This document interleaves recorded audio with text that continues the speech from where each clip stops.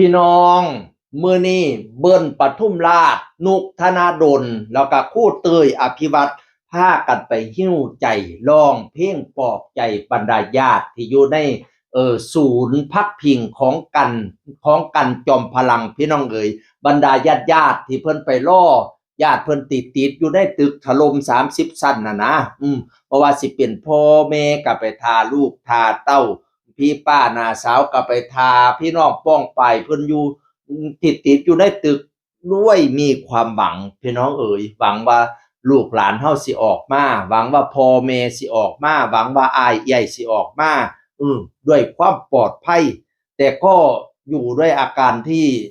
ซึมเศร้าเนาะคิดฮอดโอ้ยปานใดน้อ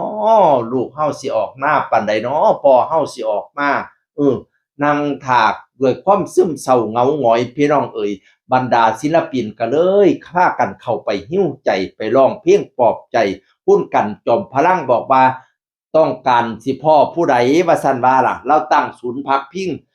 ปกติญาติๆคันไปทาก็จักว่าสิไปทาอยู่ใดเด้จักว่าสิไปพักอยู่หม้องใดกันนี่ล่ะก็เลยพร้อมกับเจเจม้อ ก็เลยตั้งศูนย์พักพิงให้มีเต้นมีหยังให้พักอย่างดีโอ้ยให้พากันคำคุ้นมันยืนเลยพอก็เอ่ยดูแลดีคุณกันจอมพลังน่ะซอยเหลือคนตกทุกข์ได้ยากบัดนี้วังเมื่อวานนี่เนาะอันก้องห้วยไร่กลับไปโอนเงินเข้าไปซอยพร้อมบัดนี้นี่อันบรรดาญาติก็ว่าอยากพ่อนุกอยากพ่อเบิ้ลปทุมราชอยากพ่อพูดเตย กันจอมพลังกติดต่อให้มานำกัน3 คนศิลปินดังภาคอีสาน3 คนนำกันพี่น้องเอ่ยบ่แม่นธรรมดาดิเพิ่นสิไปพ้อกันได้ง่ายๆเนี่ยมีแต่ผู้ดังๆเด้อเปิ้นปทุมราชนี่คนติดตาม4ล้าน6นะพี่น้องเอ่ยครูเต้ยใน2เพจละ3ล้านกว่าพุ่นน่ะนุกธนดลก็ล้านขึ้นคือกันมีแต่ศิลปินระดับเบอร์1ของภาคอีสานเด้ที่กันจอมพลังแล้วติดต่อไปหิ้วใจบัดนี้ข้าเจ้าก็บ่ได้ไปมือเปล่าพร้อม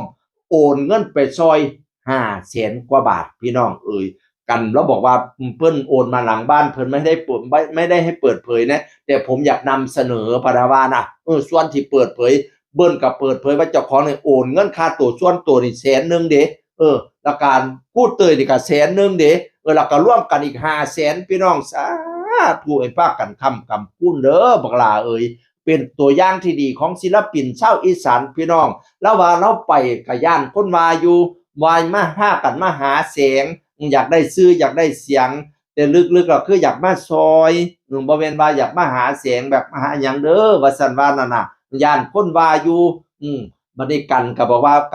าเขาอยากมาช่วยผมติดต่อเขาน่ะเป็นคนดังอยู่แล้วว่าซั่นว่าน่ะโอ้ยเพิ่นก็ร้องเพลงให้ฟังขอเพลงหยังก็ร้องเพลงให้ฟังพี่น้องเอ่ยแล้วก็ไปปลอบอกปลอบใจผู้ญาติบรรดาญาติที่รอญาติที่อยู่ในซากตึกนั่นพี่น้องจักว่าสิได้ออกมายามใดเลาก็ว่าเบิ่นเลาก็ว่าชีวิตเลาก็เคยเป็นคือกันพอเลาก็มาเฮ็ดงานก่อสร้างแม่เลามาทำอาหารรับจ้างในช่วงพักให้พักหน้านั่นน่ะ ชีวิตเป็นคนอีสานนี่มันลำบากว่าซั่นว่าน่ะพอแต่แล้วให้แล้วหน้าแล้วก็มาหาอยู่หากินกรุงเทพเพื่อว่าสิหาเงินน่ะไปส่งลูกส่งเต้ากินอดๆอยากๆสิ้นแห้งลางเที่ย3-4ตอนกินได้3-4มื้อเพื่อว่าอยากเก็บอยากกำเงินค้ำกลับไปบ้านไปให้ลูกให้เต้าส่งลูกส่งเต้าแล้วว่าพ่อนั้นพ่อกับแม่เราน่ะลำบากพะนะว่านั่นน่ะจังซี่ล่ะชีวิตคนอีสานบ้านเฮาพี่น้องเอ๋ย เราเข้าใจหัวใจอันคนนำกันก็บ่ว่าแต่คนอีสานดอกคนทั่วๆไปพร้อมว่าซั่นละว่านั่นน่ะแต่ว่าส่วนใหญ่ดอกชีวิตคนกรรมกรคนรับจ้างนั่นเป็นคนอีสานซะส่วนใหญ่ว่าซั่นละว่านั่นน่ะก็ให้กำลังใจสู่ผู้สู่คนสู่กรรมสู่ฝ่ายนั่นล่ะรวมไปทั้งต่างดาวต่างประเทศพร้อมพี่น้องเอ๋ยสู้ๆไปนำกันเด้อ นุกนั่นมาผู้เดียวปายบ่ได้มาเพิ่นก็เฮ็ดคลิปตามบอกกันนะว่าปายนั่นพอป่วยป๋าไม่สบายปายก็ไม่ได้มาปกตินุกปายเขาจะไปด้วยกันเนาะแต่รอบนี้มา3 คน3ศิลปินดังคนอีสานเบิ้ลปทุมราชนุกธนดลแล้วก็ครูเต้ยครูเต้ยอภิวัตรโพสต์อีหยังนี่